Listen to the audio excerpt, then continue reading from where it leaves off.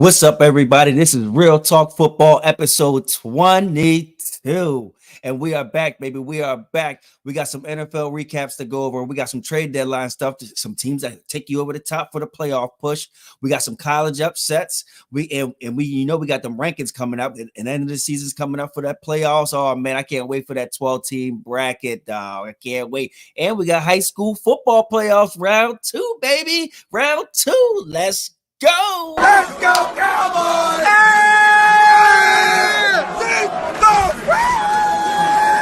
Hey, let me get one.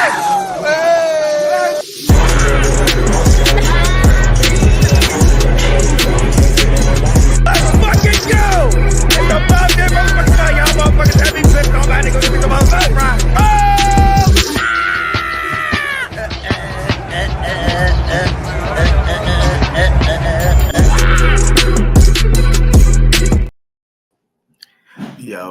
Yo, what's going on, big dog? What it do, dog? What it do? Oh, this man done got his drink. Listen up, everybody. Welcome back. Episode 22. This is Real Talk Football. We are back. We got a great show for y'all today. It's a lot of college upsets, like Jerry said. We got the trade deadline, a couple moves for NFL teams that could push them through the playoffs and get where they need to go in that Super Bowl. Once again, follow us on Instagram, follow us on Twitter, TikTok, and make sure you like, share, and subscribe on YouTube. My guy, what's going on? How you been? How you living? How you feel? Man, I'm feeling good. Hey, man, listen, this weather is still nice. Still nice. I know, but it's crazy right now. Yeah, I think we're about to get hit with a big winter, bro. I ain't looking forward to it. That's all good. Make sure your tires is good. Make sure your sick time is right for everybody out there. Hey, yo, see, that's you looking a little short over there. Bring that chair up, homie. Hold on, let me see. Shut up. Hold on. Don't try to act like I'm Tory Lanez or somebody. You better be hot up the chair. No shade. Yo, Tory Lanez hot that. No shade. He hot that seat. That joke was funny as hell. He was little as hell. Oh my gosh. Oh my gosh. You ready to get the show started? Let's go. Let's get the people what they want. Listen, people, like we said, NFL trade deadline. It was a lot going on yesterday. Listen, we had Zadarius Smith from the Browns go to the Lions. We had four-time Pro Bowler and Marshawn Lynch, my bad. I'm tripping. Marshawn Lattimore, my bad, go from the Saints, traded to the Commanders. We had Preston Smith, Zadarius' brother, go from the Green Bay Packers to the Steelers, and Mike Williams to the Steelers. Maybe give them a little bit more depth there at the wide receiver room. Now, my question to you, listen, I don't want the banner to cover you up a little bit, bro. If you can get a little bit more closer or get higher, that's my bad. I don't want it to block you up a little bit, but hey, with all the trades that happened yesterday, late trades that happened, out of those four, I think those ones are the most important. There was a couple other ones. Out of those four, who do you think made the best moves, and who do you think is going to help? Which player do you think is going to help which team more when regarding? Because most of these, all three of these teams is playoff contenders and might be Super Bowl contenders as well. Who do you think did the best in the trade deadline and at closing minutes yesterday?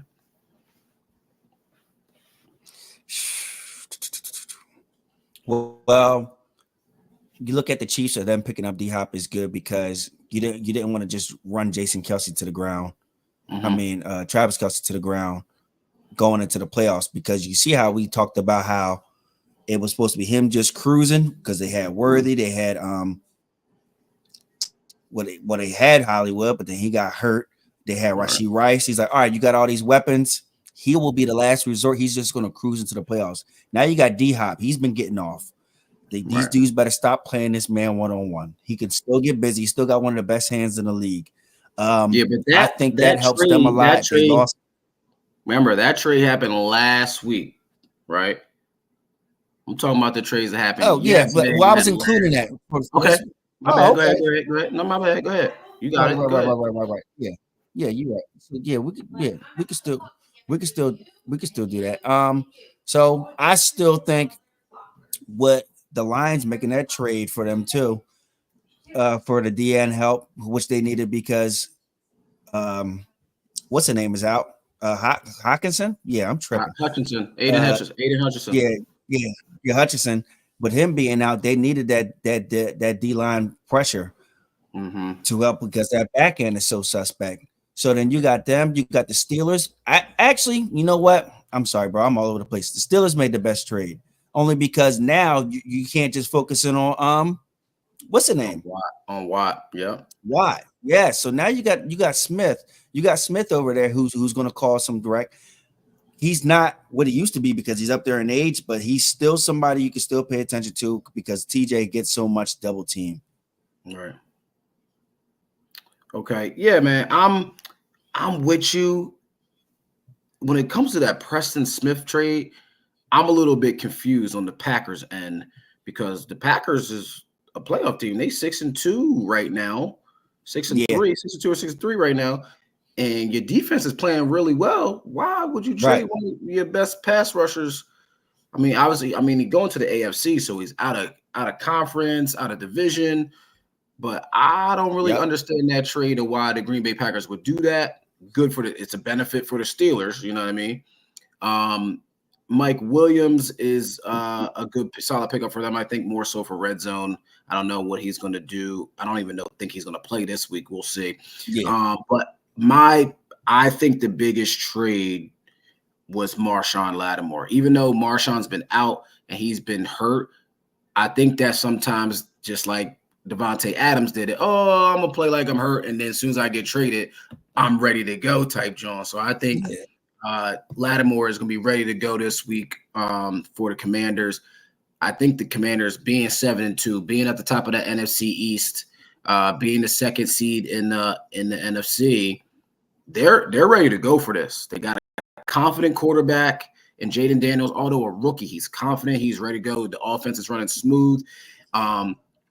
And they've been playing very well. Like last week, I get it. Got the Hail Mary, whatever. Like, cool. Like, a win is a win in the NFL. It's hard to win in the league. I think everybody knows that, regardless if you played or not. It's hard to win. There's upsets that happen every week. But I think this move for the Commanders served them right and be able to contend, especially moving forward at the end of the season, and then when those teams start getting hard and pushing for the playoffs. But I also do like the Lions getting Zadarius Smith. He had 5 sacks in 9 games with the Browns. He's gonna get to the quarterback. And for the Lions, when it comes to the playoffs, your pass rush got to be on point. And if your pass rush is on point, you ain't gonna win games in the playoffs. It's gonna be hard for you to win if you can't pressure the quarterback. So, but all in all, I think that the deadline, the Commanders win at the deadline, even though I like the Lions at a close second. See, I like Lattimore. My only thing is I've been seeing him get cooked too often anymore now. Yeah, I think him and Jair Alexander are the same player. They like to talk a lot and then they get toasted, but then they do have them shut down games every now and then. Yeah, that's more so when you're going up against these wide receivers are super finesse. You're going up against these finesse guys, they're going to press you, they're going to talk shit, they're going to get you out of your rhythm, get you out of your mindset of playing the game. But then once you're going up against other guys who are just as physical as you and don't care, like DK, like a DK or even like an AJ Brown, these guys where they'll match your physicality, and next thing you know, you're getting pushed. So yeah, I definitely like that. I do understand where you're coming from because the Commanders definitely did everything. They got Dan Quinn rolling right there. They're doing everything that he asked, and he keeps building on that damn team. Man. For sure, it's crazy. For sure, he went to the right team.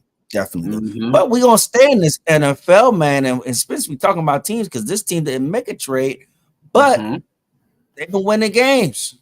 Are the Eagles back? And when we say back, like it's weird to say that because like last year they did go 10-1 and then did what they did. And then the year before that, they've been winning games a lot of games, honestly. Nick Sirianni has a really good record as being a coach, but you still seen that. You still seem to think that the way that they ended the last year, is so many question marks if he was even going to keep his job anymore. So now it's like, all right, they kind of slowly going into the season. They finally got a score in the first quarter, being as though it was a muff punt.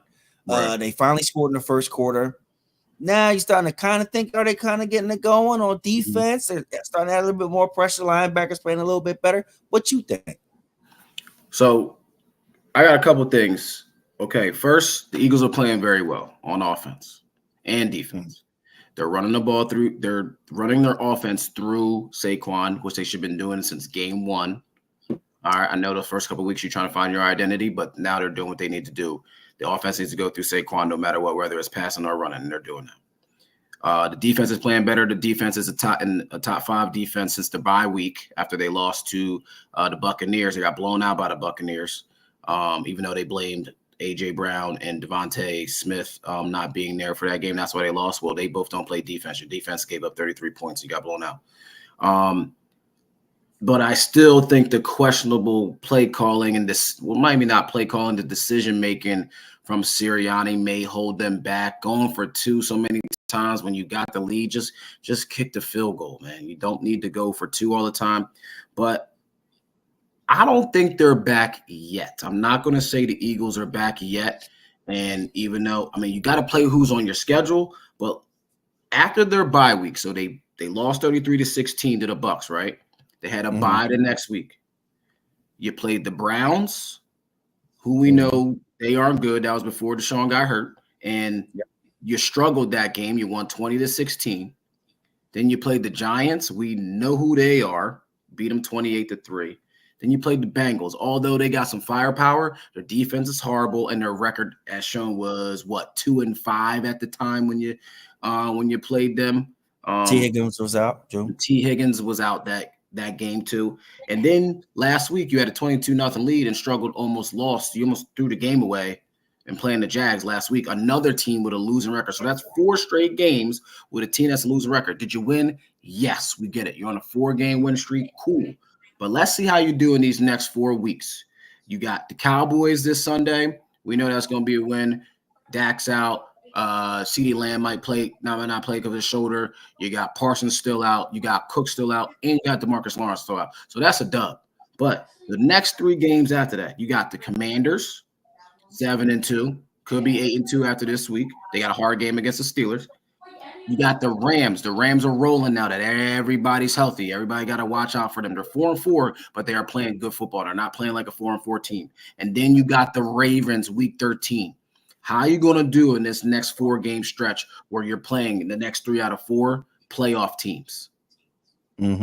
That's what I want to see. If they win 2 out of the – forget the Cowboys. We know that's going to be a dub. But if they go 2-1 out of those next 3 games and they play well, even though it might be some close games lost, then cool. If you go 1-2 in that stretch, we got to stop talking about y'all back and all that. So that's my take on that. Like, how do you feel about the Eagles? I mean, they are playing after the bye, top 5 in defense, top 5 in the offense. What do you think? Are they back, or is something else may hold them back? And do you think they should have made a trade on at the deadline? There honestly it's really hard to judge it because you see a team with that roster that they have, you would think that they're putting up numbers like the Lions.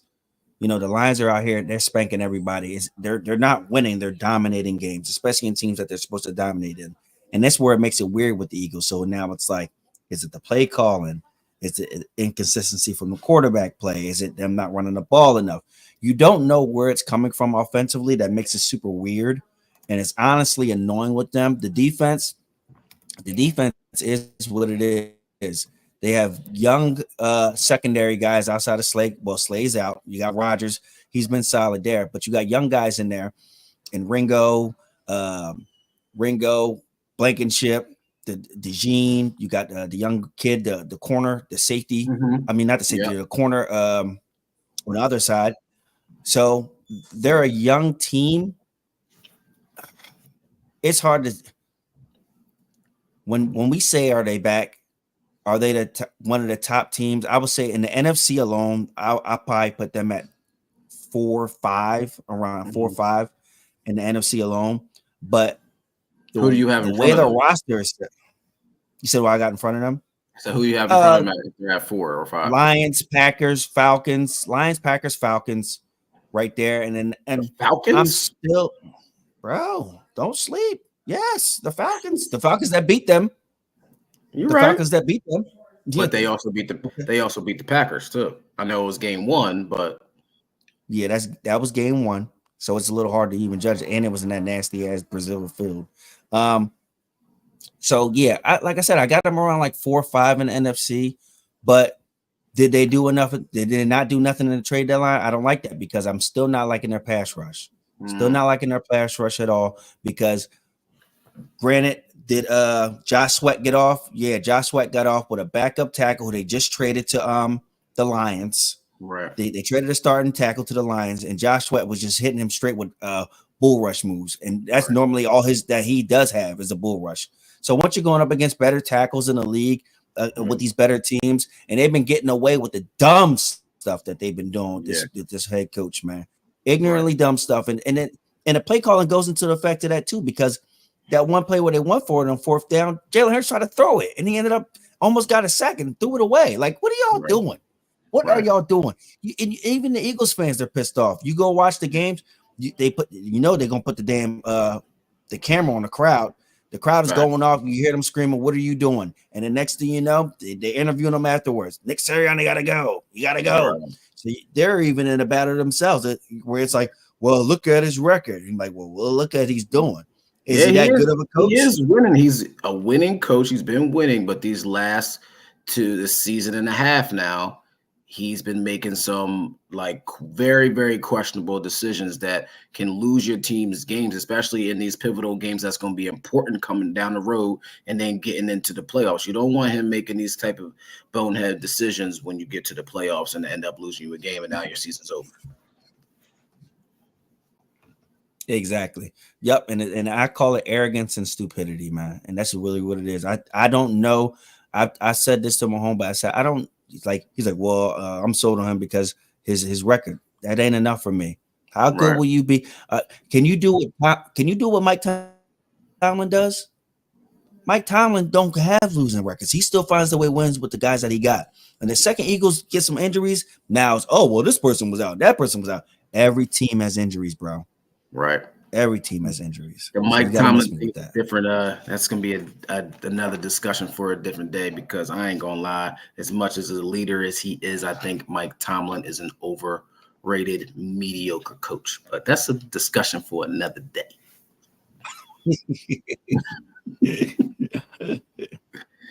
All right, man. Moving on to the next topic, man. The Chiefs and the Lions. Now, the Chiefs won a overtime game against the Buccaneers on Monday night, a game that had no business going into overtime, especially with the Bucs having no Godwin, no Mike Evans, even though Bucky Irvin and Rashawn White went crazy on Monday night. And, we all saw in that overtime, as soon as they flipped up that coin and they lost that coin toss, Baker Mayfield knew that game was over. And now the Chiefs at the top of the league at 8-0. And then you have the surging Lions still playing off that momentum of their season from last year and literally just putting up 50 balls against a whole bunch of teams. And they are 7-1, second best record in the NFL today. Now, my question to you, before I ask you that question, I'm going to give you a crazy stat, okay? Mm-hmm. The Lions have 27 touchdowns, and they only have 27 incompletions. Yeah, that is nuts. That offensive coordinator's got a head coaching job waiting for him. That's crazy stat. That is nuts. All right.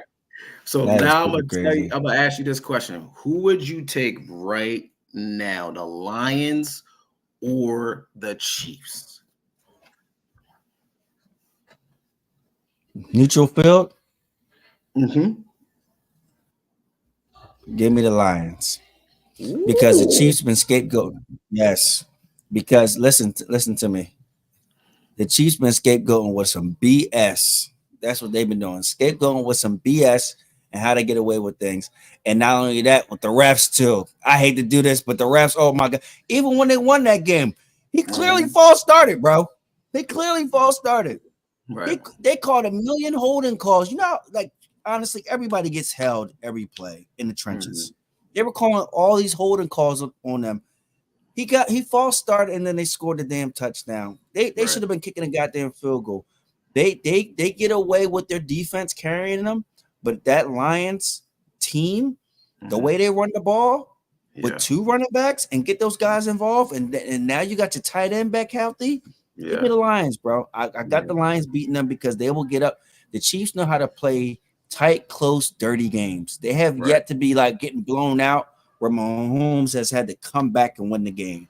That's how they win games. Yeah. The talk to you, hit on that false start play. He did false start, but I watched a ton of games on Sunday, and every single tackle moves before that ball moves, and they don't call a thing. We had every tackle. I remember watching the Ravens game last week and watching the Cowboys game. Tackles moving before the snap, and they ain't call nothing. I'm like, bro, they all false starting. The right tackle and the left tackle all moving. So I don't understand how they let them have that split second before the ball snapped. And that's a lot to move. That is a lot. That helps. That helps, you know. They know the DNs are jumping snaps too, but that helps them block. You know what I mean? So that's an advantage for the offense as you know where they got that from, right? No, what you talking about? They got that from Lane Johnson.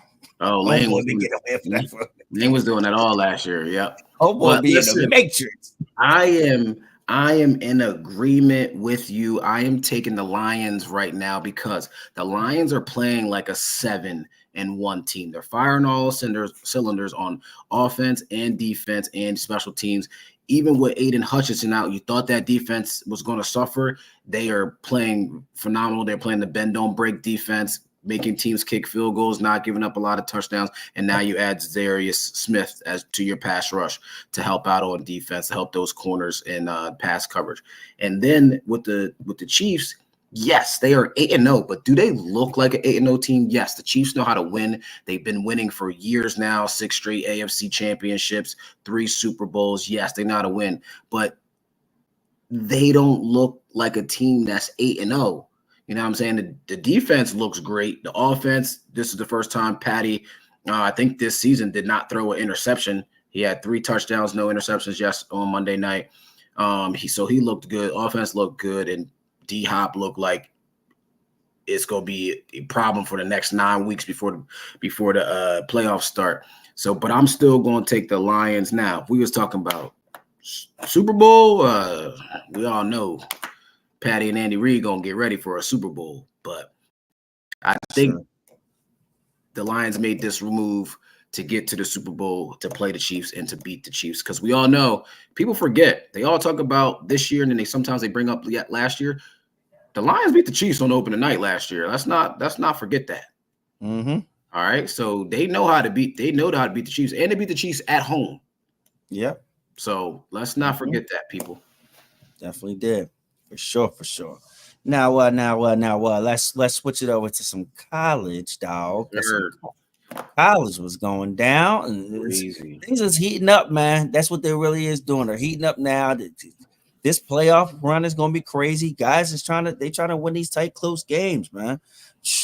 One of the tight, close game, and then Ohio State and Penn State. Mm-hmm. Ohio State came out on top, of course, showing that they're going to keep beating you, Penn State. Penn State, you're going to keep beating everybody else up until you meet your big brother and your big brother smack you back down. That's exactly what they did. They won 2013 over Penn State. Tight, close defensive game, which was better than what it normally is because they normally just get belts to asses, but they still won. Lucky the game wasn't more. Howard fumbling into the end zone. Howard threw a pick six. The offense didn't score, so it could have been a blowout for real. Right, for sure. And now you got fans calling for I'm missing the coach of Penn State's name. James Franklin. Franklin. Yeah, Frank. They call him for Franklin's name. He over in the stands and stuff like that. He ran down the ball. So what you say? What? They've been calling for his job for like over Yeah. 5 years now, and then he got a whole 10-year extension. Let me ask you something. PA is top 5 in high school football. Mm-hmm. Why these kids ain't just staying there, man? You think it takes for the coach, the right coach? No, listen. I'll say this. I think James Franklin is a good coach. He knows his stuff. Met him at the Nike Coach of the Year camp. Talked to him, listened to him while he up there talking to all the coaches of what like motivational stuff and drawing up plays and all that defensively, offensively, whatever. But I just don't think he's in the times of what football is. I think I've been saying it for years. Penn State is this Steelers of college football. Yeah, and it's been that way for a while. Their offense did look. Oh snap! Where'd he go? The offense has not looked like there's no spread. They can't even get a good recruit for a quarterback that can throw the ball around and get it to his receivers. It's all 3 tight ends, 2 tight ends, 2 running backs, all that. There's one receiver on that last play, the 4th down and 1 on the goal line. It was a 3-man route, and 2 tight ends went out on a route and 1 receiver. Where's your playmakers at? Like that's it. And the formation was tight. They didn't even spread nobody out. So they was like, all right, we're gonna have a tight formation, made it look like we're gonna run the ball and then try to pass with 2 tight ends and 1 receiver. That play was stopped before it even started. So I just think he needs to get the right offensive coordinator in there. Penn State's defense has always been great, and there's going to continue to be that way because how they recruit. But the offensive kids in this state don't want to go to Penn State because who's throwing me the ball? Right. You know what I'm saying? Yeah. So running back's going to go there. They know they're going to get the ball. But I just don't think – I think he just needs to get with the times, and then he can be more successful beating those teams like Ohio States, the Michigans, and et cetera, et cetera. Mm-hmm. Yeah, definitely. Well, we already had 2 upsets, Louisville over Clemson. Oh, we had more than 2 upsets, bro. Well, I'm talking about the ones I'm covering. I'm sorry. We had Louisville over Clemson and 33-21 and Texas Tech over Iowa State 23-22. Yep. Oh my goodness. Which sets up. I'm sorry. I'm getting a little bit ahead, but it sets up for a nice Texas Tech versus Colorado game this weekend. Oh yeah. Yeah. Wow. They're not ranked. I mean, Texas Tech ain't ranked, but their record is what it is. And Colorado's rolling. I'm excited for this game this weekend. Yeah. They had a bye to prepare for them, so they got 2 weeks to prepare for them. They're ranked 20th. The rankings came out yesterday, so let's see how in these last 4 games, especially this first against Texas Tech, how Colorado gonna act being ranked, and if they keep on moving on, getting to 7-2. Because if they lose this week, you can kiss the playoff goodbye. You're not getting it. It's gone. So they got to continue to win if they got any more playoff hopes. Yeah, I think they end up winning out though. After them, I don't think they have any other threats. I didn't look at the schedule. I haven't looked at the schedule. I thought Kansas was going to give them a problem. Kansas does play tough. It's in Kansas, I believe. I think it's in Kansas. They do play tough at home, but Kansas hasn't been who they were the last 2 years. Right. So, who you got in Alabama versus LSU? Hold on, I'm gonna get there. My bad. I told you I got it. I jumped in. I'm sorry. Go ahead. The other upsets we had: Houston over K-State, 24-19. That game helped out Colorado because now they're tied for second in the Big 12. Yep. A&M getting blown out by South Carolina. Yeah, messed up my ticket. 44-20. That game was crazy. Didn't expect that. Thought it was going to be closer or blow out the opposite, vice versa. Then you had SMU beat undefeated Pitt 48-25. I don't think anybody. I didn't see that. Yeah, I didn't see that. Yeah, I saw that coming out. Pitt dropped down. I think they were 16 yesterday, so they're 7-1 at 16. And then I also want to talk about real quick, hit on the Cinderella story, aka the Indiana Hoosiers, who's a basketball school. They are undefeated. They were ranked in the top 12 yesterday, so they're currently in the playoff, beating Michigan State last week 47-10. So they are in the playoff. They're playing well. I think, man, I love an underdog story. So I'm rooting for them, Indiana, and I'm rooting for Boise State, but we'll get to the playoff, the top rank at 12 in a minute. But to answer your question, I got LSU because I don't bang with Bama like that. I got LSU and get Bama on, get them on up on out of here, out of the top 12, out of playoff. Get on out. You out of here. You out of here. You're not going to the playoff this year. LSU going to take care of business, in my opinion. Get them up out of here. What's your thoughts on that? It's hard to judge it because Bama been pissing me the hell off. I keep putting them on my ticket, bro. Nope. Then they just keep doing the dumbest stuff. Milrose, he just ain't running the ball enough. They keep playing these tight, close games that they done lost or one that was close against teams they should have been blowing out, but they normally blow out. You could tell this isn't a Nick Saban's team. So It's hard, though. When's the last time LSU beat Bama? I don't know. I have to look that up. You know what I mean? It's been a while. So that's my only knock with that, bro. I'm not sure the last time LSU has even beat Bama. Bama is very vulnerable. Oh, for sure. I'm not arguing that. But if you got your number, you got your number. Right. You're right. You know. I want to let everybody know, in case they didn't see it yesterday, the top 12 seeds going from 12 to 1 who are in the current 12-team playoff, the new format. Boise State at 12, Alabama at 11, Notre Dame at 10, BYU at 9, Indiana at 8, Tennessee 7, Penn State 6, Texas at 5, Miami at 4, Ohio State at 3, UGA at 2, Oregon at number 1, even though I believe that UGA is too high. We forgot to talk about that too. Hit on that real quick before we go to the next topic. Remember how they said Carson Beck is one of the top quarterbacks in this draft? He's been struggling. Allegedly. Turned the ball over 3 times against Florida. Florida almost beat them. It ended up being looking like a blowout, but the game was closer than the score was. Right. Beck is forcing stuff. He's not playing well and putting Georgia behind the 8 ball. Luckily, their defense is stingy and they're good, but otherwise, Georgia may be getting upset soon, and then we might be seeing them falling down in the rankings, still making the playoff, but falling down just a little bit. Definitely, I definitely see that, and I'm gonna be honest with you. I'm a Cam Ward fan. That's my guy, but their defense sucks so bad. I don't know how they're 4. Yeah, I don't know how they're 4. It's because they're undefeated. I hear you. Think about it. They've slighted some other undefeated teams before. Right, true. You know, so I think they're just doing it because it's Miami. I think because look, who's behind them? You got 1 loss Texas, 1 loss Penn State, who lost to number 3 Ohio State, and you got 1 loss Tennessee.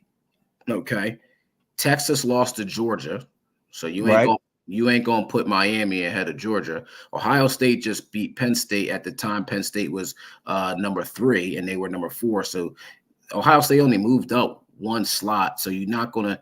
And Ohio State has a better strength of schedule. That's what what they do. They look at everything from top to bottom. Oh, for sure. All that. And then you look at Miami, even though undefeated, they was losing to a lot of these cupcake teams and then having to come back late. So they easily could have 1, 2, or 3 losses right now. Yeah. So we are lucky to be at 4 and be undefeated right now. So that's why I think the committee is slighting them a little bit. They want to see y'all take care of business. Look, Duke was beating them last week until they decided to get together. So this is a every week thing for them. And if I think that continues, they might move down, even though still being undefeated, just like they did years ago in 2014 when Florida State was struggling to win, even though they was undefeated, and they was dropping them down from 2 to 3. Yeah, they're not impressed. They end up being in 4 and not impressed with them and their schedule and their wins. So Miami keeps playing how they play, and they can easily drop down. Yeah, definitely.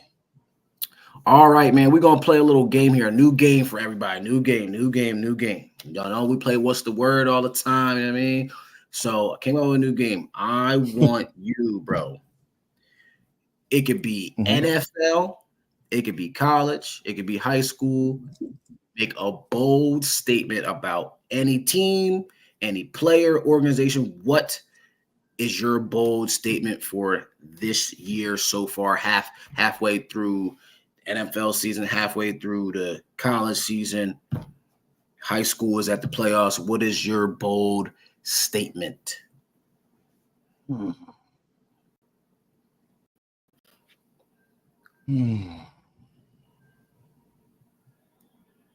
Damn, now you got me thinking. Oh my God, you gonna put me on the spot on that because now I'm already. I don't want to do high school because high school is kind of speaks for itself in a lot of ways. College, if you want, I got mine. I can start off. Yeah, do yours. Yeah, do yours. You are going to be very surprised at what I'm going to say. As much as I don't want it to happen, I love this guy, but he's been making me mad since last year, and he's making me mad right now, even though he ain't playing. The Cowboys need to trade Micah Parsons. That is my bold statement. I'm going to tell you why. I'm going to give you some information. Okay. First, we're going to start with the positives. Has he been a great player so far? In his career? Regular season, yes. Yes, I agree. Has his sack total has gotten higher the last 3 years, correct? Yep. Okay. He's played, as many people have said, and he has said, out of that rookie contract. Do you agree with that? Yeah, for sure. Yep. Okay. My thing is, yes, he has played good these last 3 seasons, but where have you in the regular season and the playoffs, where you been in big games? Because you've been absent. Yes, you've been getting held, but everybody gets held. Where are you at in the big games? Haven't seen you. Then you got this podcast, you run your mouth, you talking all that. I don't like that because I feel like you ain't doing your job watching film and getting prepared for games. You know what I'm saying? Now, when it comes to contracts, he's going to want a contract, right? Next season, the cap hit or cap space for the Cowboys, Dak Prescott and CeeDee Lamb are going to take up 50 to 60% of the cap next year. Now, if we mess around and pay Micah after this season, all 3 of them is going to take up 3/4 of your cap. Yeah. That can't happen. So I say if we trade, if that's an idea, which Jerry's dumb, probably not. But I think you can get at least 2 firsts, maybe a second, and maybe a third for Micah.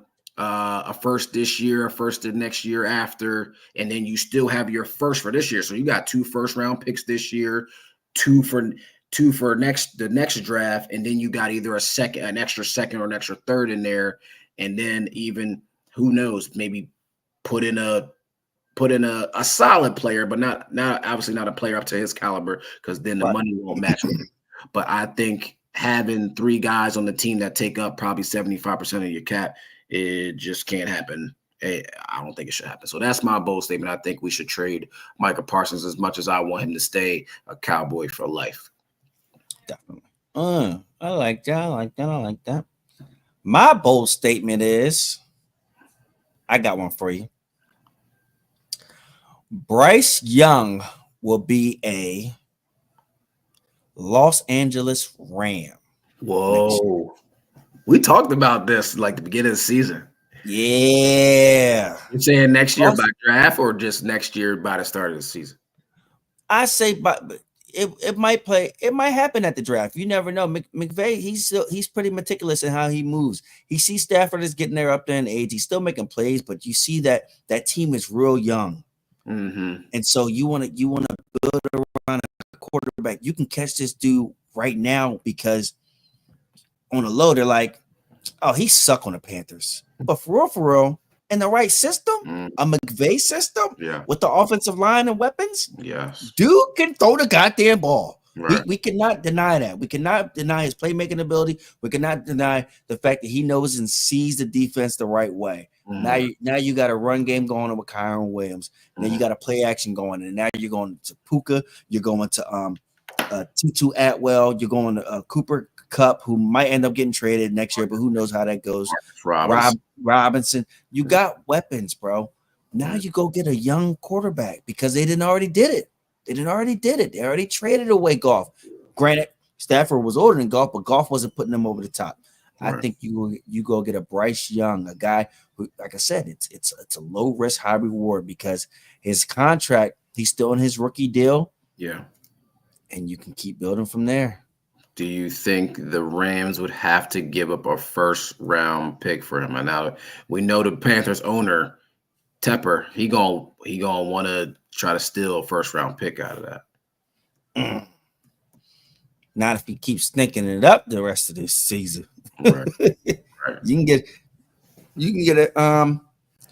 They finesse it a 2 if you play a certain amount of snaps to the 1 or 3. You know what I mean? Certain amount of snaps to the 1 or certain amount of games 1 or whatever the case may be, because he's fragile. He little as hell. But once again, like I say, you can throw that ball, bro. I think if any coach is going to have an Alabama quarterback be successful, because we know since we've been alive and watching football, college football, and NFL football, there hasn't been an NFL quarterback from Alabama. A quarterback from Alabama have great success in the league, but if it's any coach that's going to do it, it could possibly be, it's got to be Sean McVay, because he's a great coach and he's a quarterback-friendly coach in the system. I think he would do well. Bryce probably will do well in Los Angeles. I like that, man. Okay, I had you think a little bit. You definitely damn sure did. God damn, you definitely damn sure did. God damn it. Oh, All right, man. Go ahead, brother. Let's do this high school football. I'm gonna be pretty quick with the recaps because I got a whole bracket of different districts, and then we're gonna talk about the upcoming games. Perk Valley was up 10-0. These dudes ended up blowing the game, losing 17-10 to Downtown.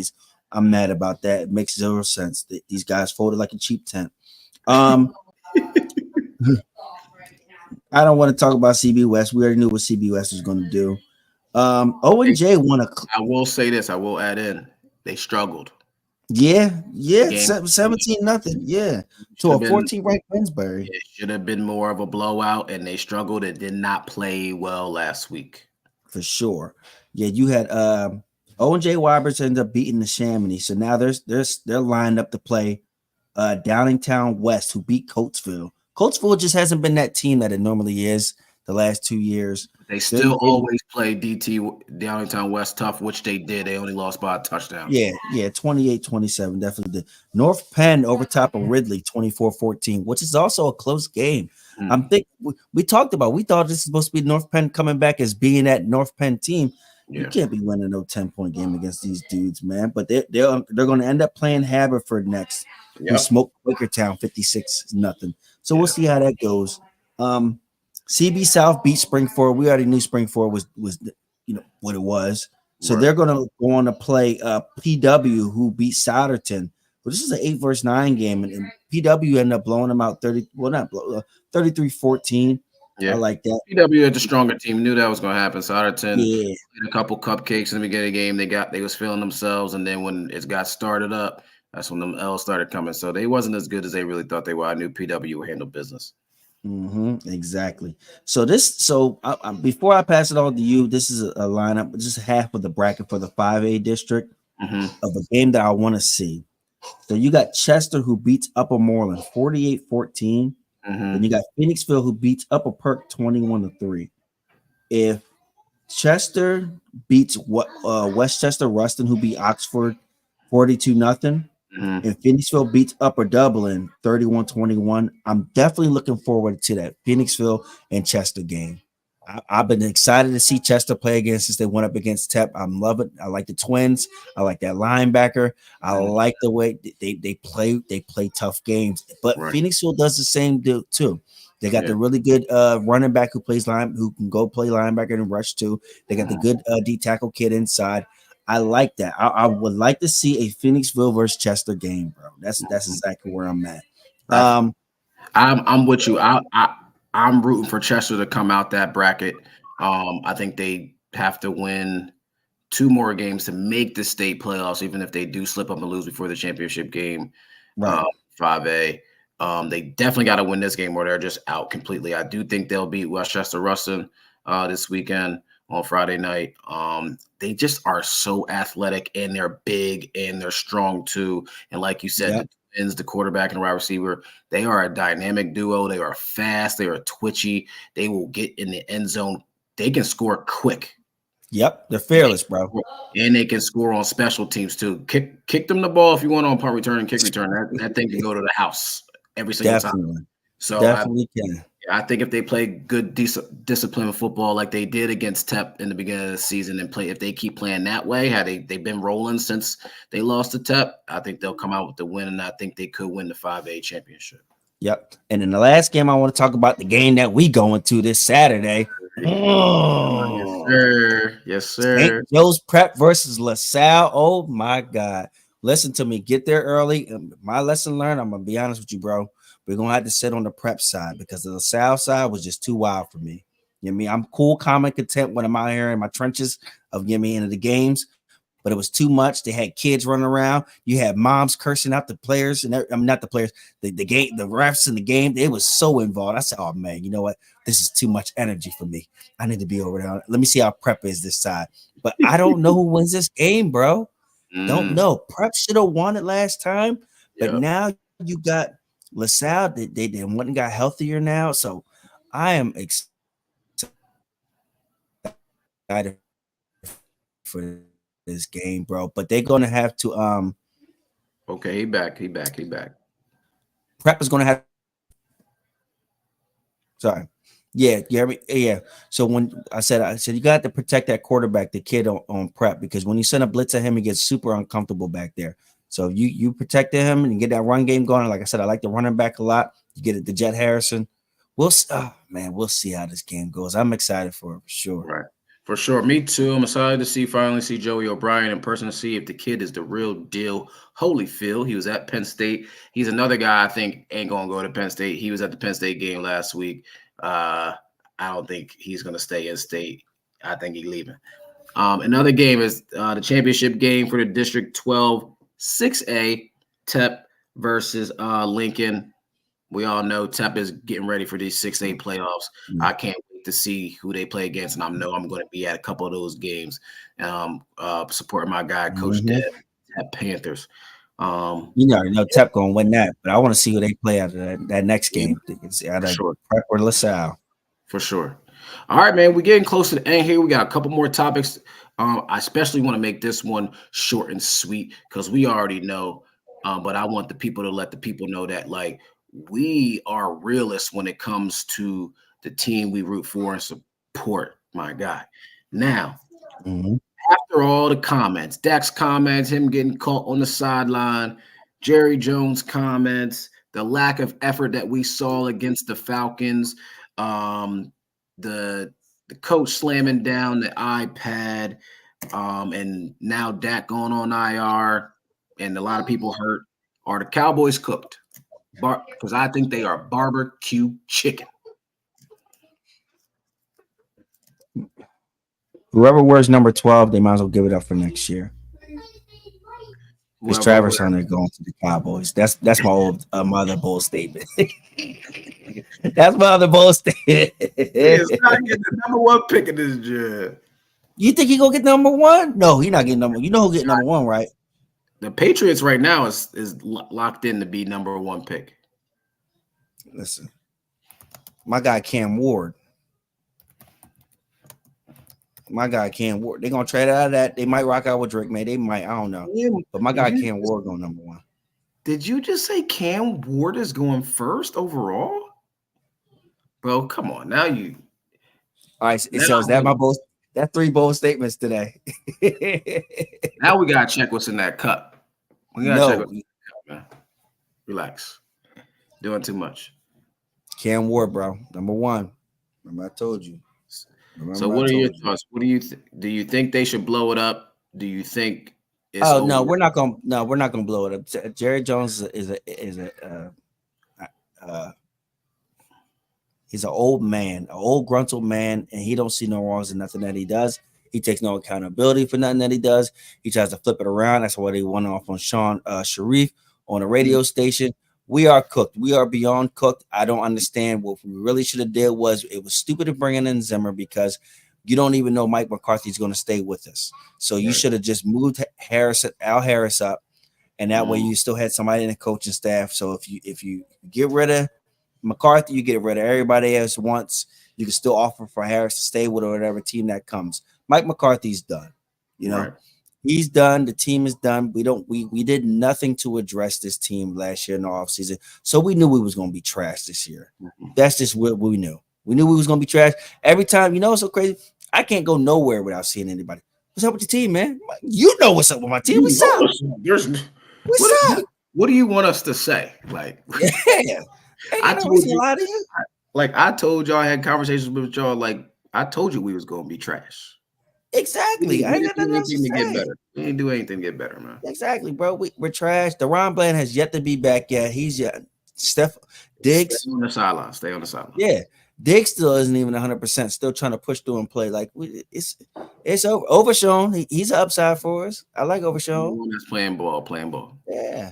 Listen, man, I think we all know that McCarthy's going to get fired. Is he on his last year of his contract? He don't got a new contract. Dak. Like, now that we know that his injury is more serious than we thought, like, I still feel like he quit and didn't, like, give it some, like James Jones said, he felt like he quit on the team. He didn't even make it to the end of the game and say, oh, we're going to check next week to see how it is, blah, blah, blah, blah, blah, before we go on IR, whatever the case may be. And now it's like, all right, you're already on IR for 4 weeks. Now it might be more. What's the point of Micah coming back? What's the point of DeMarcus Lawrence coming back? What's the point of DaRon Bland coming back? What's the point of Diggs coming back, even though he played last week and he's been called out for lack of effort last week, lack of effort too, running into the bunch when he could have ran over top to cover Mooney on that first touchdown for the Falcons and then throwing up his hands like it was a penalty. Nah, bro, you was lazy on the route. That's all that was. So Cowboys are cooked. They are done. I'm glad they're done. I called this since the beginning of the year, and all my Cowboys fans, that's all my boys told me I'm crazy. We're going to win the division. Yeah, all right. You ain't watching. Commanders winning the division. I've been watching. So Cowboys are cooked. Now, moving on, bro. Thursday night game, a big Thursday night game, bro. What you thinking? Cincy versus the Ravens. Last time it was a shootout. Both quarterbacks was balling. There was a key turnover by Lamar, a key interception thrown by Joe Burrow that possibly gave away the game. What are your thoughts? Do you think Joe Burrow and the boys can get that dub this time, or do the Ravens keep rolling? Yeah, what's the name play that game? On the Bengals, Chase. Did Chase play that game? Chase had almost 200 yards receiving. All right, so Ravens going. Ravens going to win though because T. Higgins is still out. He's still not ready to play, and I didn't find it out until this afternoon. Mm-hmm. So I think that the Ravens they're gonna beat them again. They need T. Higgins because now you're only just worried about one receiver guy. You know, you can bracket coverage him, you can double him, you can put a safety over the top. They'll probably try to move in into the slot, but it won't be enough. So he's going to only go to him and the tight end. The Ravens are good at stopping the run. Even though their secondary is barbecue chicken, it's still the Bengals ain't got enough right now to stop them. They need T. Higgins. They had T. Higgins, I'll be all right, maybe got a chance. Okay. So, but yeah. I believe it ain't going to be as high scoring as it was in the first game. I think it's going to be low scoring this time. Around those like 23, 27 games, maybe 23 to 30 around there. And I think Cincy wins the game still without T. Higgins. I think seeing him a second time makes Joe Burrow slow down a little bit. Chase gonna get his. Every time he's played the Ravens, he balls out no matter what. He has torched that defense since his rookie year. Regardless of them just even last year, the team being number one defense, Chase still torched them. It didn't matter. So even with the backup quarterback last year too in one of the games. So I believe that the Cincinnati Bengals will win a close game tomorrow night. Okay. We'll see. All right, bro. Rolling in. We got 5 minutes left. Let's get it. All right. Here's my 3 picks. I have the Steelers over the Commanders. Ooh. I have the Steelers cover over the Commanders. I think Jaden Daniels is about to meet a man on a mission in TJ Watt. He's seen some pass rushes, but I don't think he's seen somebody like this dude. His motor is on another level. I think that the Steelers end up winning this game. I got the Jets winning another game over the Cardinals. And then my third game, I got Nico Collins is supposed to be back, but it ain't gonna be enough. Lions roll again. Got the Lions rolling again. Those my 3 games there. Bro, I'm tight. Why? Because we picked the same games. Fucking tight.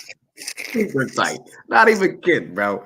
I put the Commanders and the Steelers down. I picked the Steelers. I put the Jets and the Cards down. I picked the Jets. I picked the Jets because I said, all right, let's see if they can put it together, win 2. Right. See what that defense does. Cardinals ain't that good, even though they are up. They are the division leader in the NFC West. And then I said Lions, Texans, and I picked the Lions, bro. This is crazy. That's why we are. That's why we here. Like, Martin, we always here. I do like the Lions because I want to see, like, after they get this blowout against the Titans last week. The thing I want to see, though, even though I think the Lions are going to win, I want to see how C.J. Stroud bounces back because he's had a couple weird games throwing for under like 80-something yards. Yeah, so yards a couple games ago. Last week didn't play well and losing to the Jets. Like a game you should not be losing. Even without Diggs or or Nico, your defense is better. That has been playing better than theirs up to that point, and then you just not connecting and being on the same page as your receivers. Now upset pick. Who you got, bro? Running low. Dolphins over the Rams. Oh boy. And I like the Rams, and the Rams have been playing good. What? Fucking crazy. I forgot. I picked the Rams. I picked the Rams over the Dolphins. That was my other game to watch too. But I did pick that game, but it wasn't my upset pick, but I picked the Rams over the Dolphins to watch that game too. But this is crazy that we all the same page, bro. That's crazy. Yeah, I think that the Dolphins, now that you got Tua back, that offense is starting to flow again. Defense is starting to pick up. This is Ramsey going back to see his old team. So I like the Rams though a lot. Young team, the DN versus, bro. He got a motor. He's super strong. He can stop the run. He's getting to adding pressure, getting to the quarterback. But I still think the Dolphins, that offense is back. And the Rams secondary is still a little cinch. They're still 2-6. Our man G Bird said that Ward ain't better than Shador, and I agree with him. I see you, Bird. You paying attention? You're crazy. You're crazy, Bird. You're crazy.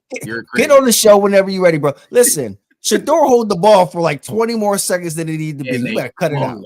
All right, bet. My upset pick is the New England Patriots over the Bears. The Bears have been stinking it up. They don't know what to do with Caleb Williams. You got his teammates walking off the field when the play's still going on. I'm picking the Patriots over the Bears.